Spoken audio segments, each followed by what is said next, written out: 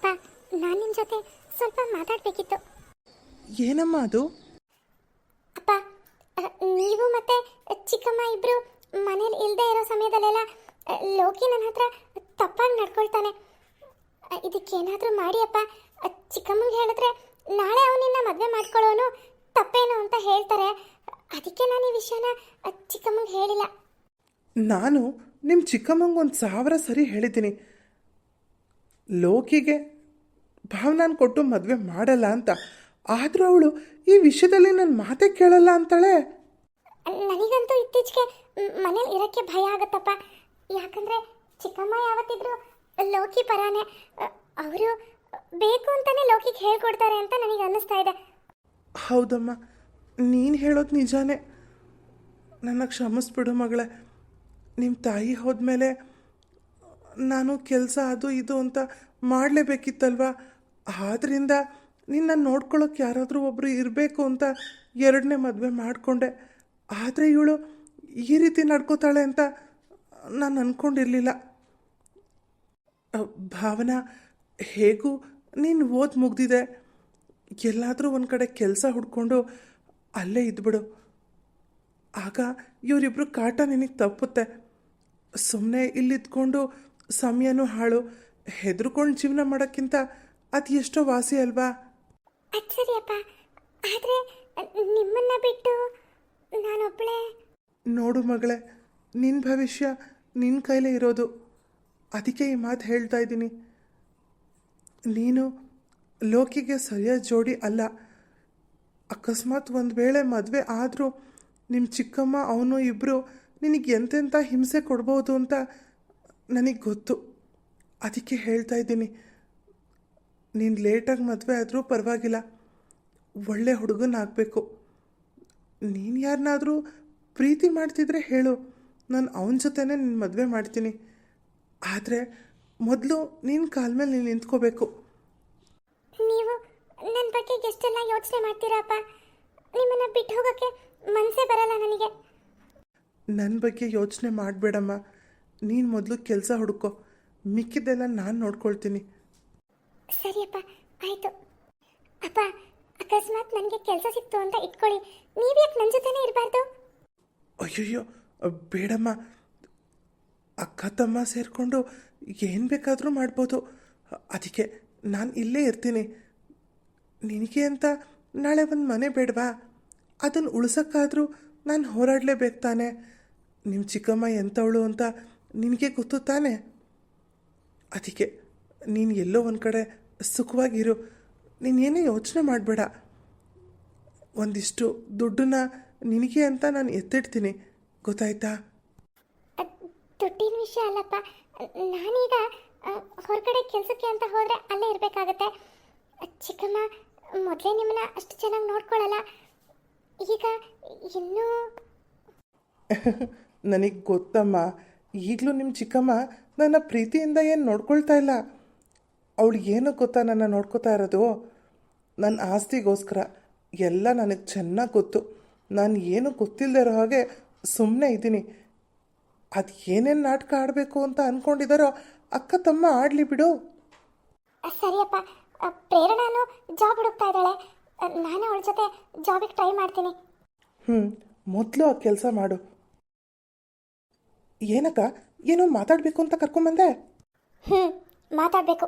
ನೋಡು ಲೋಕಿ, ಭಾವನಾ ನಿನಗೆ ಸಿಗಬೇಕು ಅಂದರೆ ಮೊದಲು ನೀನು ನಿಮ್ಮ ಭಾವನ ಬುಟ್ಟಿಗೆ ಹಾಕೋಬೇಕು, ಗೊತ್ತಾಯ್ತಾ? ಅಂದರೆ ಏನಕ್ಕ, ಬುಟ್ಟಿಗೆ ಹಾಕೋಬೇಕು ಅಂದರೆ ನೀನು ಏನು ಹೇಳ್ತಿದ್ಯಾ?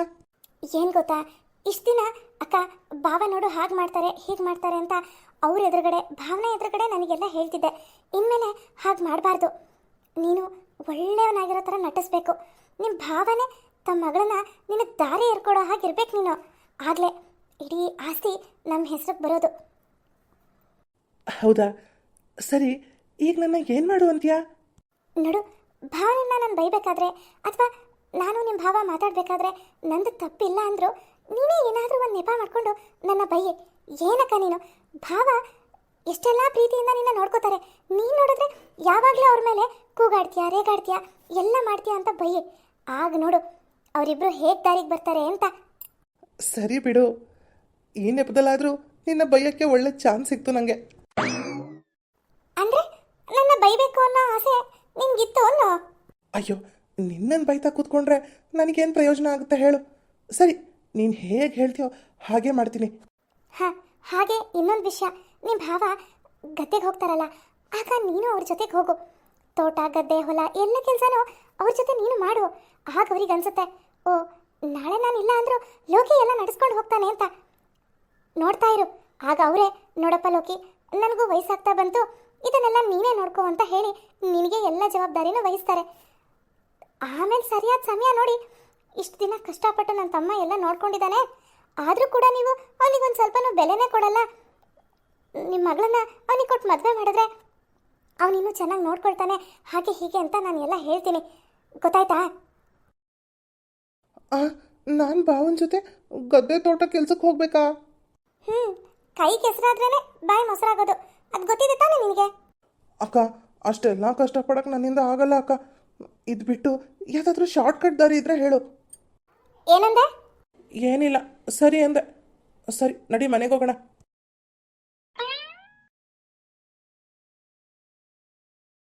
ಅತ್ತೆ, ಮೀನಾ ಬಾರೆ, ಬಾ ಕೂತ್ಕೋ.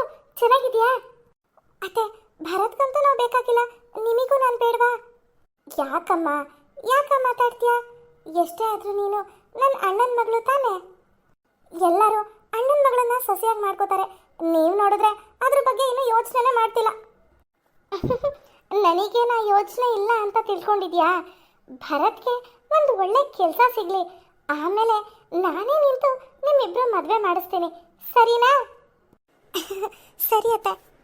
ಸರಿ ಬಾ ಕುತ್ಕೋ, ತಿಂಡಿ ತಗೊಂಬರ್ತೀನಿ. ತಿಂಡಿನೂ ಬೇಡ, ಏನು ಬೇಡ. ಭರತ್ ಎಲ್ಲಿ ಅತ್ತೆ? ಅದು ಮೀನಾ, ಭರತ್ ಹಾಸ್ಪಿಟಲ್ನಲ್ಲಿದ್ದಾನೆ. ಹಾಸ್ಪಿಟಲ್ನಲ್ಲ? ಯಾಕತ್ತೆ, ಏನಾಯ್ತು? ಅದು ಅವತ್ತು ಕಾಲೇಜಿಗೆ ಹೋಗಿದ್ದ ರಿಸಲ್ಟ್ ನೋಡೋಕ್ಕೆ ಅಂತ. ಅಲ್ಲಿಂದ ಬರಬೇಕಾದ್ರೆ ಒಂದು ಚಿಕ್ಕ ಆಕ್ಸಿಡೆಂಟ್ ಆಗಿ ಕೈ ಫ್ರ್ಯಾಕ್ಚರ್ ಆಗಿದೆ, ಹಾಗಾಗಿ ಹಾಸ್ಪಿಟಲ್ನಲ್ಲಿದ್ದಾನೆ. ಇವತ್ತು ನಾಳೆನೋ ಡಿಸ್ಚಾರ್ಜ್ ಮಾಡ್ಬೋದು. ಅವನ ಫ್ರೆಂಡ್ಸು ಡಿಸ್ಚಾರ್ಜ್ ಮಾಡಿ ಮನೆ ಕರ್ಕೊಂಬರ್ತೀವಿ, ನೀವು ಮನೇಲೇ ಇರಿ ಅಮ್ಮ ಅಂದರು. ಅದಕ್ಕೆ ನಾನು ತಿಂಡಿ ಅಡುಗೆ ಎಲ್ಲ ಮಾಡಿ ಕಾಯ್ತಾ ಕೂತಿದ್ದೀನಿ. ಹೌದಾ? ಯಾವ ಹಾಸ್ಪಿಟ್ಲ್ ಅತ್ತೆ? ನಾನು ಈಗಲೇ ಹೋಗ್ತೀನಿ. ಬೇಡಮ್ಮ ಮೀನಾ, ಆಮೇಲೆ ಅವನು ನನ್ನ ಬೈತಾನೆ, ನೀನು ಯಾಕೆ ಎಲ್ರಿಗೂ ಹೇಳಿದೆ ಅಂತ. ನೀನು ಇಲ್ಲೇ ಇರು, ಅವನು ಬಂದಮೇಲೆ ಇಲ್ಲೇ ಮಾತಾಡ್ಸುವಂತೆ. ಸರಿ ಅತ್ತ, ಆಯಿತು. ಭರತ್, ಯಾಕೆ ಬೇಜಾರಾಗಿದೆಯಾ?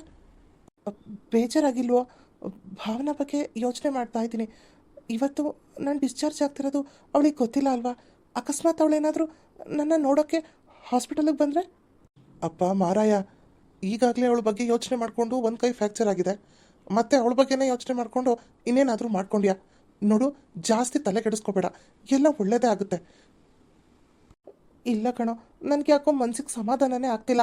ನನ್ನ ಪ್ರೀತಿ ವಿಷಯನ ಆದಷ್ಟು ಬೇಗ ಭಾವನಾಗೆ ಹೇಳ್ಬಿಡ್ಬೇಕು, ಆದರೆ ಈಗಿರೋ ಪರಿಸ್ಥಿತಿಲಿ ಅವಳನ್ನು ಮೀಟ್ ಮಾಡೋಕ್ಕೂ ಆಗಲ್ಲ. ಏನು ಮಾಡೋದು ಅಂತಲೇ ಅರ್ಥ ಆಗ್ತಿಲ್ಲ. ಸರಿ, ನೀನು ಮೊದಲು ಮನೆಗೆ ಹೋಗು, ಮಿಕ್ಕಿದ ವಿಚಾರ ಎಲ್ಲ ಆಮೇಲೆ ಯೋಚನೆ ಮಾಡೋಣ, ಗೊತ್ತಾಯ್ತಾ? ಸರಿ, ಒಂದು ಕೆಲಸ ಮಾಡು, ಗ್ರೂಪಲ್ಲಿ ಇವತ್ತು ಭರತ್ಗೆ ಡಿಸ್ಚಾರ್ಜ್ ಆಯಿತು ಅಂತ ಒಂದು ಮೆಸೇಜ್ ಹಾಕ್ಬಿಡು. ಭಾವನಾ ಮೆಸೇಜ್ ನೋಡಿರ್ತಾಳಲ್ಲ, ಆಗ ಅವಳಿಗೆ ಗೊತ್ತಾಗಿರುತ್ತೆ ಇವತ್ತು ಡಿಸ್ಚಾರ್ಜ್ ಆಗಿದೆ ಅಂತ. ಆಯ್ತಪ್ಪ, ಹಾಕ್ತೀನಿ. ಸರಿ, ಇವಾಗ ನಡಿ, ಮನೆಗೆ ಹೊರಡೋಣ, ಹೊತ್ತಾಗಿದೆ. ರಂಗು, ನನಗೊಂದು ಲೋಟ ಕಾಫಿ ಮಾಡ್ಕೊಂಡು ಬಂದ್ಕೊಡೆ. ಆಹಾ, ಬಾರಿ ಇದ್ದೀರಾ ಕಣ್ರಿ ನೀವು. ನಿಮ್ಗೇನಾದ್ರೂ ಅವಶ್ಯಕತೆ ಇದ್ದಾಗ ರಂಗಮ್ಮ ಅನ್ನೋದನ್ನ ರಂಗು ಅಂತ ಕರಿತೀರಾ, ಬಾಕಿ ಟೈಮಲ್ಲೆಲ್ಲ ಲೇ ಎಲ್ಲಿದ್ಯಾ ಬಾರೆ ಅಂತ ಕರಿತೀರಾ.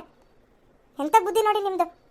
ಅಯ್ಯ, ಯಾವಾಗ ನೋಡಿದ್ರು ನಾನೊಂದು ಹೇಳಿದ್ರೆ ನೀನೊಂದು ಹೇಳ್ತೀಯ. ಸರಿ ಬಿಡು, ಕಾಫಿ ತಾನೆ, ನಾನೇ ಮಾಡ್ಕೋತೀನಿ. ನೀವ್ ಯಾಕ್ರಿ ಮಾಡ್ಕೋತೀರಾ? ಇಲ್ವಾ ನಿಮ್ಮ ಮಗಳು? ಹೇಳಿ, ಅವಳು ಒಂದ್ ದಿವಸ ಕಾಫಿ ಮಾಡಿದ್ರೆ ಅವಳು ಕೈಯನ್ನು ಸೌದೋಗುತ್ತಾ? ಏನಕ್ಕ ನೀನು ಈ ರೀತಿ ಎಲ್ಲ ಮಾತಾಡ್ತಿದ್ಯಾ? ಭಾವ ನಿನ್ನ ಮದುವೆ ಮಾಡ್ಕೊಂಡಿರೋದು ಭಾವನಾನ ಚೆನ್ನಾಗಿ ನೋಡ್ಕೊಳ್ಳಿ ಅಂತ, ಅವಳ ಹತ್ರ ಕೆಲಸ ಮಾಡಿಸ್ಲಿ ಅಂತ ಅಲ್ಲ. ಅಲ್ಲ ಅಕ್ಕ, ಎಲ್ಲರ ಮನೇಲೂ ಗಂಡ ತನ್ನ ಪ್ರೀತಿಯಿಂದ ಮಾತಾಡ್ಸಲ್ವಲ್ಲ ಅಂತ ಬೇಜಾರು ಮಾಡ್ಕೋತಾ ಇರ್ತಾರೆ. ಆದರೆ ನೀನು ಭಾವ ಪ್ರೀತಿಯಿಂದ ರಂಗು ಅಂದರು ಅದಕ್ಕೂ ಬೈತ್ಯಾ, ಲೇ ಅಂದರು ಅದಕ್ಕೂ ಬೈತ್ಯಾ, ಕಾಫಿ ಮಾಡ್ಕೊಂಬ ಅಂದ್ರು ಬೈತ್ಯಾ, ಸುಮ್ಮನೆ ಇದ್ರು ಬೈತ್ಯಾ, ಎಲ್ಲದಕ್ಕೂ ಭಾವನ ಅಂತಾನೆ ಇರ್ತೀಯ. ಪಾಪ ಭಾವ. ಏನೋ ಇವತ್ತು ಬಾರಿ ಮಾತಾಡ್ತಿದ್ಯಾ? ಏನು ಸಮಾಚಾರ? ಲೋಕಿ ಹೋಗಲಿ ಬಿಡಪ್ಪ, ನೀನು ಅವಳ ಹತ್ರ ವಾದ ಮಾಡೋಕ್ಕೆ ಹೋಗ್ಬೇಡ. ನಾನು ಭಾವನಾಗೆ ಹೇಳ್ತೀನಿ ಕಾಫಿ ಮಾಡೋಕ್ಕೆ. ಪರವಾಗಿಲ್ಲ ಬಿಡಿ, ನಾನೇ ಕಾಫಿ ಮಾಡ್ತೀನಿ. ಬೇಡಪ್ಪ, ನಾನು ಭಾವನಾಗೆ ಹೇಳಿ ಕಾಫಿ ಮಾಡಿಸ್ತೀನಿ. ಅಕ್ಕ, ಭಾವನಂತ ಗಂಡ ಸಿಗೋಕ್ಕೆ ನೀನು ಪುಣ್ಯ ಮಾಡಿರ್ಬೇಕು. ಇದೆಲ್ಲ ನಿನಗೆ ಹೇಗೆ ಗೊತ್ತಾಗ್ಬೇಕು ಹೇಳು? ಲೋಕಿ, ಯಾಕಕ್ಕ ಇಷ್ಟು ತನಕ ನೋಡಿದ್ರೆ ನಿಮ್ಮ ಭಾವನ ಮುಂದೆ ನನ್ನನ್ನು ಬೈಯಿ ಹಾಗೆ ಹೀಗೆ ಅಂತ ಇಷ್ಟು ಉದ್ದ ಹೇಳಿದೆ, ಈಗ ನೋಡಿದ್ರೆ ನನ್ನೇ ಬೈತಿದ್ಯಲ್ಲ ನೀನು. ಅಂದ್ರೆ ನೀನು ಇಷ್ಟೋ ತನಕ ಬೈದಿದ್ದು ನಾಟಕನಾ? ನಿಜಾನೇ, ಆದರೆ ಅದು ನಿಜ ಅಂತ ಹೇಳೋ ಧೈರ್ಯ ನನಗಿಲ್ವಲ್ಲ, ಅದಕ್ಕೆ ನಾಟಕ ಅಂತಾನೆ ಹೇಳಬೇಕು. ಮತ್ತೆ ನಿಜವಾಗ್ಲೂ ಬೈದೆ ಅಂದ್ಕೊಂಡ್ಯಾ? ಹ್ಞೂ ಕಣೋ, ನೀನು ನಿಜವಾಗ್ಲೂ ಬೈದೆ ಅಂತ ತಿಳ್ಕೊಂಡಿದ್ದೆ ನಾನು. ಸಖತ್ತಾಗಿ ಆ್ಯಕ್ಟ್ ಮಾಡ್ದೆ ಭಾವನ ಮುಂದೆ, ನನಗೆ ಗೊತ್ತಾಗ್ಲಿಲ್ಲ. ಹೆಂಗೆ ನಾವು? ಸೂಪರ್. ಸರಿ ಅಕ್ಕ, ಸ್ವಲ್ಪ ಫ್ರೆಂಡ್ಸ್ ಜೊತೆ ಸುತ್ತಾಡ್ಕೊಂಡು ಬರ್ತೀನಿ. ಒಳ್ಳೆ ಲೋಕಿ. ಭಾವನಾ, ಓ ಪ್ರೇರಣಾ, ಬಾಮ್ಮ. ಆಂಟಿ, ಭಾವನಾ ಇಲ್ವಾ? ಇದ್ದಾಳೆ, ಒಳಗಡೆ ಏನೋ ಮಾಡ್ತಾ ಇದ್ದಾಳೆ. ಕೂತ್ಕೋ, ಕರಿತೀನಿ. ಪ್ರೇರಣಾ, ಚೆನ್ನಾಗಿದ್ಯಮ್ಮ? ಹಾ ಅಂಕಲ್, ನೀವು? ನಾನು ಚೆನ್ನಾಗಿದ್ದೀನಿ. ಭಾವನಾ ಕಾಫಿ ಮಾಡ್ತಾ ಇದ್ದಾಳೆ, ಕೂತ್ಕೋ, ಬರ್ತಾಳೆ. ಹಾ ಇರ್ಲಿ ಅಂಕಲ್, ಪರವಾಗಿಲ್ಲ. ಭಾವನಾ, ಹಾ ಭಾವನಾ ಕಾಫಿ ಮಾಡ್ಕೊಂಡು ಬರಕ್ಕೆ ಹೋಗಿದ್ದಾಳೆ. ನನಗೂ ಒಂದು ಕಪ್ ತಂದೆ ತರ್ತಾಳೆ. ಹಾ, ನಿಮ್ದೆಲ್ಲ ಕಾಫಿ ಆಯ್ತಾ? ನಾನು ವಿಡಿಯೋ ಅಪ್ಲೋಡ್ ಮಾಡಿದ ತಕ್ಷಣ ಫಸ್ಟ್ ಕಮೆಂಟ್ ಭಾರ್ಗವಿ ಅವ್ರದ್ದೇ ಆಗಿರುತ್ತೆ. ಥ್ಯಾಂಕ್ ಯು ಭಾರ್ಗವಿ ಅವರೇ, ಇದೇ ರೀತಿ ಸಪೋರ್ಟ್ ಮಾಡ್ತಾ ಇರಿ. ಹಾಗೆ ದಿವ್ಯಾ ಅವರು ಕಮೆಂಟ್ ಮಾಡಿದ್ರು, ಹಾಯ್ ದಿವ್ಯಶ್ರೀ, ಹೇಗಿದ್ದೀರಾ? ಹಾಗೆ ಮೋಹನ್ ಕುಮಾರಿ ಅವರು, ಸೀಮಾ ಅವರು, ಸುಮಿತ್ರಾ ಅವರು, ಶಶಾಂಕ್ ಕುಮಾರ್ ಅವರು, ತಾರಾಮಣಿ ಅವರು ಎಲ್ಲರೂ ಕಮೆಂಟ್ ಮಾಡಿದ್ದೀರಾ. ನಿಮ್ಮ ಎಲ್ರಿಗೂ ಧನ್ಯವಾದಗಳು. ಇದೇ ರೀತಿ ನಿಮ್ಮ ಸಪೋರ್ಟ್ ಇರಲಿ. ಹಾಗೆ ನಿಮ್ಮ ಫ್ರೆಂಡ್ಸಿಗೆಲ್ಲ ಶೇರ್ ಮಾಡಿ, ಈ ವಿಡಿಯೋಗೆ ಲೈಕ್ ಮಾಡಿ, ಕಮೆಂಟ್ ಮಾಡಿ.